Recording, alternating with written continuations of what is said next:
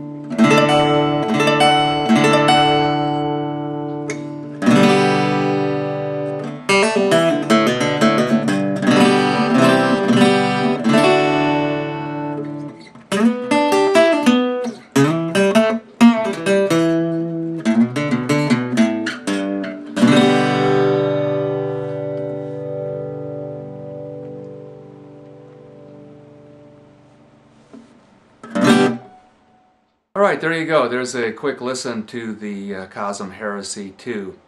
I should say that overall I'm pretty pleased with the way it sounds, although I do think it sounds kind of tight, kind of stiff, for lack of a better term. And in hindsight, I think this makes pretty good sense.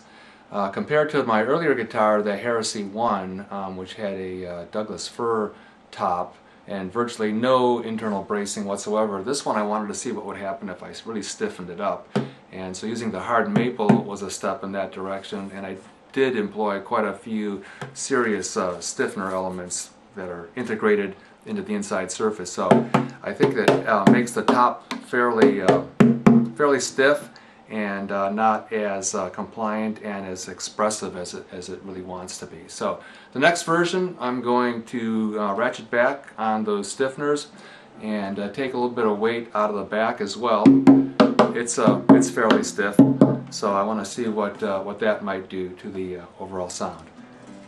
Alright, thanks again for watching. You can find information about this guitar on the gallery page of my website at kozmguitars.com, and more information about all my guitars. Thanks again.